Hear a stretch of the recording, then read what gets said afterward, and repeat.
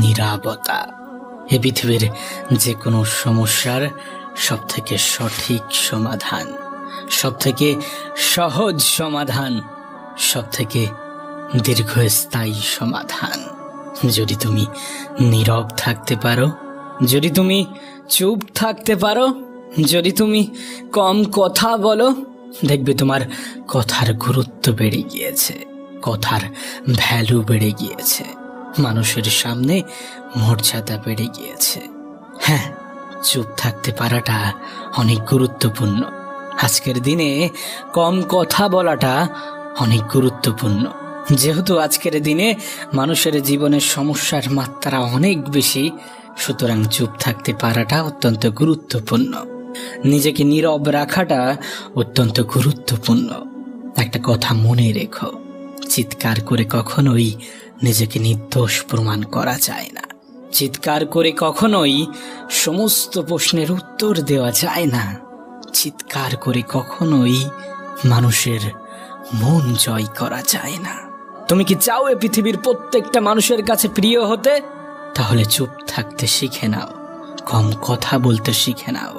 না, আমি ওটা জানি যে পৃথিবীর প্রত্যেকটা মানুষের কাছে প্রিয় হওয়া সম্ভব নয়, এ পৃথিবীর প্রত্যেকটা মানুষের মন জয় করা সম্ভব নয়। তবে তবে তবে তুমি যদি চুপ থাকতে পারো, তুমি যদি নীরব থাকতে পারো, তুমি যদি একটু কম কথা বলো, দেখবে মানুষ তোমাকে ভালোবাসতে শুরু করে দিয়েছে, মানুষ তোমার কথার গুরুত্ব দিতে শুরু করে দিয়েছে।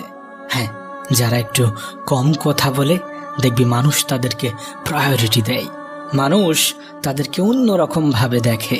তাই তুমি যদি নিজের গুরুত্ব বাড়াতে চাও, যদি নিজের মর্যাদা বাড়াতে চাও, তুমি যদি চাও যে তোমার জীবনে সমস্যার মাত্রা কম থাকুক, তুমি যদি চাও জীবনটা জটিল না হয়ে সহজ হোক, তাহলে চুপ থাকতে শিখে নাও, কম কথা বলা অভ্যাস করো।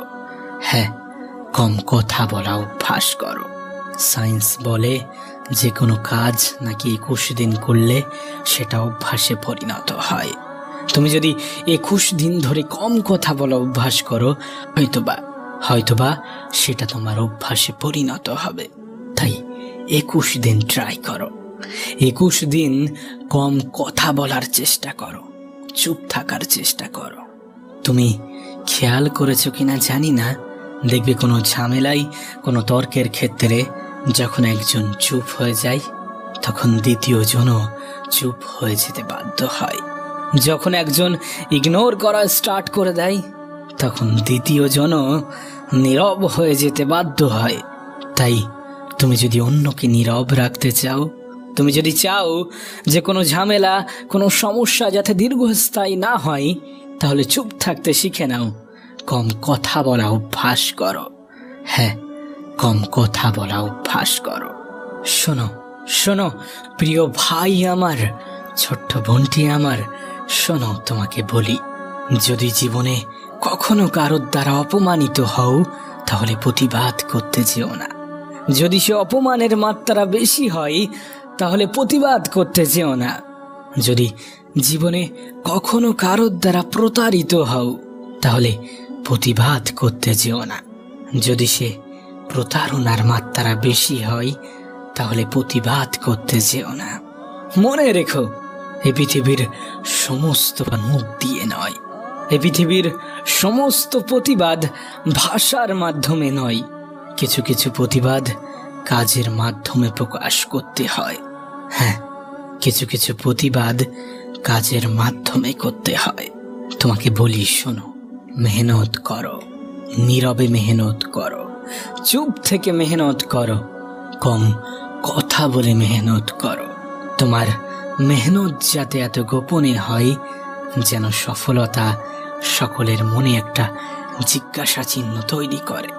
নিজেকে এমন পর্যায়ে নিয়ে যাওয়ার চেষ্টা করো, নিজের প্রতি এতটা সময় ব্যয় করো যাতে কাউকে কোনো প্রশ্নের উত্তর না দিতে হয়, কাউকে কোনো অপমানের জবাব না দিতে হয়, কোনো বিশ্বাসঘাতককে বোঝাতে না হয়।